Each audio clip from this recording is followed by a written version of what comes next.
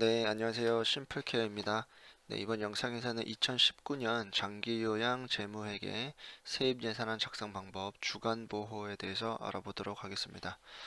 먼저 제 심플케어는 네이버 카페 장기요양 경영학과를 운영하고 있고요.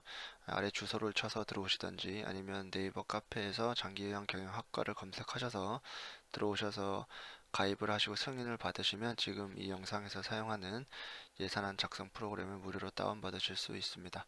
그리고 또한 저희는 장기요양 재무회계 예산보고 및 회계 입력 그리고 세무노무 업무 대행 관련된 업무들을 하고 있기 때문에 이런 업무 대행이나 도움이 필요하신 분들은 아래 번호로 또 문자나 전화로 상담해 주시면 필요한 부분에 있어서 도움드리도록 하겠습니다. 네, 이번 영상에서는 이 주간보호센터 예산 프로그램을 통해서 예산을 짜는 방법을 한번 알아볼 텐데요. 왼쪽 하단에 보면 총 메뉴가 4가지가 있고요. 지금 이 영상에서는 이 예산 총칙과 그리고 세입 예산안에 대해서 어떻게 작성하는지 알아보도록 하겠습니다. 예산 총칙이라는 것은 간단하게 말해서 세입 총액이 얼마고 세출 총액이 얼마인지 그냥 한눈에 보려는 그런 이제 시트라고 보시면 되고요. 여기서 중요한 점은 세입과 세출이 항상 같아야 된다는 겁니다. 세입이 만약에 1,000만 원이면 세출도 1,000만 원이어야 되고 세입이 1억 원이면 세출도 1억 원이어야 된다는 거죠. 지금처럼 이렇게 세입과 세출 간의 차익이 발생하면 안 되고 항상 0원이어야 된다는 거죠. 이런 식으로 0원이 되도록 항상 예산을 짜셔야 된다는 겁니다. 그래서 이 예산 총칙에서는 요 세입 세출 차익이 발생하지 않도록 항상 신경 쓰시면 되겠습니다. 그러면 이제 본격적으로 세입 예산 작성하는 방법에 대해서 한번 알아볼 텐데요. 세입 예산에는 이렇게 여러 가지 목들이 있고 이 목에 맞는 내용들을 금액을 여기다 입력하시면 됩니다.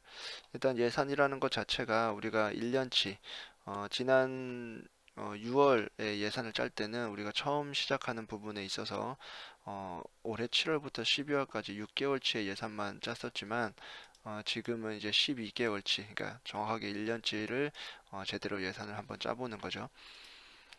먼저 관항목들이 있는데 이 관항목들이 어떤 내용인지는 이 항목을 클릭하면 이렇게 간단하게 설명이 되어 있습니다. 그래서 상급 침실료는 뭐고 시군구 보조금은 뭐고 그래서 이 내용이 뭔지 어떤 부분을 입력해야 되는지 잘 모르는 부분에 있어서는 이렇게 좀 내용들을 참고하시면 됩니다. 먼저 입소 이용 비용 수입이라는 것이 있는데 이런 것들은 대부분은 잘 발생하지 않는 부분이기 때문에 혹시라도 입소하는 데 있어서 비용이 발생하거나 그런 것들이 있다면 여기다 작성하면 되는데 일반적으로는 금액이 발생하지 않는다고 보시면 되고요. 가장 먼저 발생하는 부분은 이제 본인 부담금이겠죠. 아시겠지만 올해 이제 8월부터 본인 부담률이 기존에 이제 15% 그리고 7.5%에서 15%, 9%, 그리고 6% 이렇게 세 가지로 나뉘게 되면서 바뀌게 됐죠. 마찬가지로 이제 본인 부담률이 바뀌면서 이제 장기요양급여 수입도 85%, 91%, 94% 그리고 기초수급자 100% 이렇게 나뉘게 됐습니다. 일단 여기다가 예를 들어서 지금 내년에 대비해서 예산을 짤 건데 일단 기준은 지금 현재 각 센터에 있는 수급자를 일단은 세 부류로 나누시면 됩니다. 본인 부담률에 따라서 크게 나눈다면은 100%까지 해서 총 네 부류로 나누면 되겠죠. 그래서 만약에 15%인 수급자를 구분하신 다음에 그 중에서 먼저 여기 등급에 가시면 밑에 이제 역삼각형 모양이 나오고 그래서 등급을 선택하실 수가 있습니다. 그래서 만약에 3등급이다. 그리고 이 사람이 서비스를 이제 하루에 받는 시간이 8시간이다. 그러면 여기에 2019년 변경될 수가가 대비 있게 금액이 자동으로 뜨게 돼 있고요. 3등급이면서 8시간을 하루에 이용하는데 주에 만약에 5일을 서비스를 제공받는 수급자가 만약에 3명이다. 그럼 이렇게 3명이라고 적어주시면 됩니다. 다시 한번 등급이 같고 그리고 하루 이용 시간이 같고 그리고 주 이용 횟수가 같은 사람을 묶어서 그런 사람이 몇 명인지를 인원수를 적어주시면 거기에 맞게 이제 이렇게 이 사람들에 대한 1년치의 본인 부담금이 얼마인지가 계산이 되는 거죠. 거기에 맞게 산출 근거도 이렇게 계산이 되는 거고요. 3등급 수가 48,660원에 8시간 수가죠. 이게 곱하기 3명 곱하기 이렇게 하루 주 5일씩 이용했을 때 261일을 연 이용일수로 이용하게 되고 여기에 대한 15%에서 571만 5,117원 네, 이렇게 되는 거죠. 한 번만 더 해보면 만약에 4등급짜리가 하루에 8시간을 하고 주에 5일을 이용하는 그러니까 등급이 같고 하루 이용 시간이 같고 주 이용 횟수가 같은 사람이 7명이다. 그러면 이렇게 적어주시면 됩니다.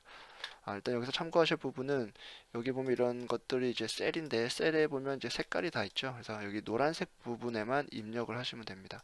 만약에 이런 초록색 부분에 입력하려고 하면 시트가 보호되어 있다고 하기 때문에 입력할 수가 없습니다. 마찬가지로 이 부분도 마찬가지고요. 그래서 이렇게 입력하시면 되고요. 마찬가지로 아까는 15%를 했다면 이번엔 9%를 한다면 그 센터에서 이제 9%인 수급자 중에서 등급이 3등급이고 하루에 8시간 이용하고 만약에 주 4회만 하는 수급자가 5명이다. 그럼 이런 식으로 적어주시면 됩니다. 마찬가지로 6%도 마찬가지겠죠. 4등급인데 하루에 8시간 하고 주 5일을 하는 수급자가 7명이다. 네, 그럼 이런 식으로 적어주면 됩니다.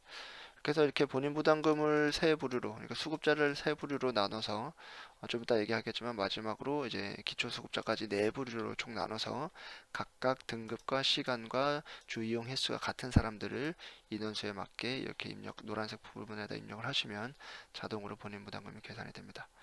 이 부분 잠깐 건너뛰고요. 이 윗부분에서 이제 본인 부담금을 자동으로 계산이 됐기 때문에 밑에 장기 요양급여 수입도 이제 자동으로 계산이 됩니다. 여기 말했듯이 지금 3등급짜리 8시간에 5회가 3명이고 4등급짜리 8시간에 5회가 7명이니까 여기는 15%니까 나머지 85% 수가에 대한 부분이 3등급짜리 8시간 5회 3명, 4등급짜리 8시간 5회 7명 이런 식으로 밑에는 자동으로 계산되는 거죠. 그래서 85%, 91%, 94% 네, 이렇게 자동으로 계산이 됩니다. 마지막으로 기초 수급자가 있다면 여기서 등급 선택하셔서 만약에 3등급이고 이 사람이 8시간 하고 주 5회를 이용한다. 네, 이런 기초 수급자가 만약에 4명이다. 이렇게 기초 수급자만 또 따로 입력하시면 됩니다. 이렇게 되면 이제 자동으로 본인 부담금과 장기요양급여 수입이 대략 세팅이 되는 거죠. 여기서 중요한 점은 예산이라는 것은 지금 현재를 기준으로 하는 거긴 하지만 지금 현재로 정확하게 짜버리면 추후에 추경 예산을 또 잡아야 되는 불편함이 생길 수 있기 때문에 예산은 좀 넉넉하게 잡으셔야 됩니다.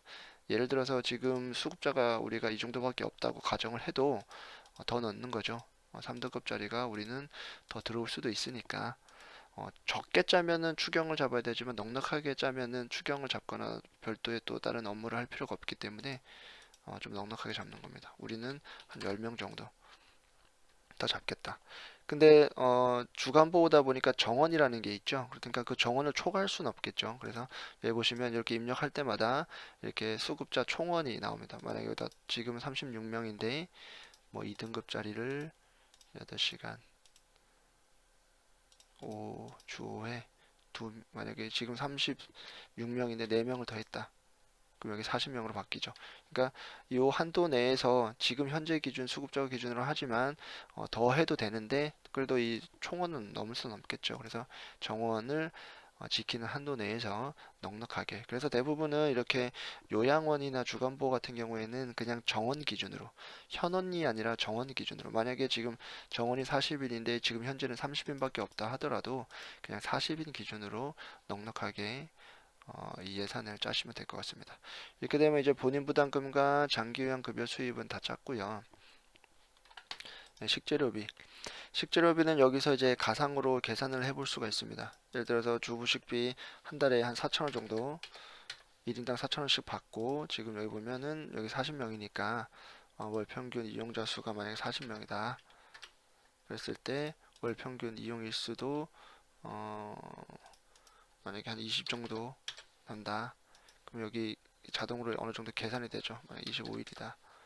이렇게 자동으로 계산이 되죠. 그래서 지금 이게 어떻게 보면은 내년 걸 짜는 거기 때문에 내년에 또 식비를 또 인상시킬 수도 있잖아요. 그래서 인상될 것으로 예상되는 식비와 월 평균 이용할 수 있는 지금 맥심으로 짰기 때문에 여기도 그냥 맥심으로 정원 기준으로 했고 이 사람들이 출석률이 다 다르기 때문에 평균 뭐 한 달에 25일 정도 출석할 것으로 예상했을 때 이 정도가 된다면 이 금액을 적으셔도 되고 이거보다는 조금 넉넉하게 잡고 싶다면 뭐 그냥 5천만 원 정도 이렇게 잡는 거죠. 상급 침실 이용료, 네, 뭐 이런 것들은 보통 요양시설에서 많이 활용하는 건데 주간보행에는 활용할 일이 별로 없을 것 같은데 혹시라도 있으시면 12개월치를 계산하셔서 한 달에 얼마, 12개월에 얼마 이렇게 해서 적으시면 되고 임의용비도 마찬가지로 발생할 것으로 예상되는 수입이 있다면 적으시면 되고 기타 비급여 수입이 만약에 발생한다면 또 적으셔도 됩니다. 사업 수입은 개인이 운영하는 시설은 대부분은 없죠. 그래서 없으니까 그냥 넘어가시면 되고 관연도 수입, 전년도에 세입 조정된 수입으로서 금년도에 수입으로 확정된 거. 이건 뭐 원래는 작년에 그러니까 2018년에 수입으로 들어왔어야 되는데 들어오지 못하고 19년으로 들어올 것으로 예상되는 게 혹시 있다면 그런 것들 적어주시면 됩니다. 대부분은 근데 없죠. 예. 국고 보조금도 대부분은 없고 시도 보조금도 대부분은 없고요. 시군구 보조금이라고 해서 이제 지역마다 지자체마다 뭐 근로자들에 대한 임금을 지원해주는 시도도 있거든요. 그런 경우에는 예를 들어서 1인당 뭐 10만 원이다. 그래서 우리 센터에는 한 10명 정도 받는다. 그럼 100명이고 그럼 이거를 한 달에 100만 원이니까 1년이면은 이제 1200만 원. 뭐 이런 식으로 하면 되겠죠. 기타 보조금 혹시나 있으면 그 밖에 국가나 지방자치 및 다른 데서 혹시나 받는 게 있으면 하시면 되고 후원금 혹시 있으시면 뭐 후원금 우리가 기본적으로 받는 게 뭐 한 달에 뭐 20만 원 정도 받는다. 그러면 한 달에 20만 원이니까 1년이면 2,400만 원, 240만 원. 네, 뭐 이런 식으로 이제 적으시면 됩니다. 장교양 수입은 아까 다 작성했고요. 가산금 수입은 우리가 평균적으로 알고 있죠. 그래서 그 수가 받을 때 보면 가산금이 얼마씩 나오고 있죠. 근데 그것도 마찬가지로 지금 현원을 기준으로 나오는 거기 때문에 그거보다 조금 넉넉하게 하시는 게 좋습니다. 원래 뭐 지금 한 달에 뭐 한 300만 원 정도 받는다. 그러면 뭐 한 200만 원 정도 받는다. 그럼 원래 2,400만 원인데 한 3천만 원 정도 뭐 이런 식으로 하시면 됩니다. 금융기관 차입금은 뭐 금융기관에서 그 센터 운영을 위해서 받은 차입금이 있을 것으로 예상되는 게 있다면 적으시면 되는데 대부분은 없죠.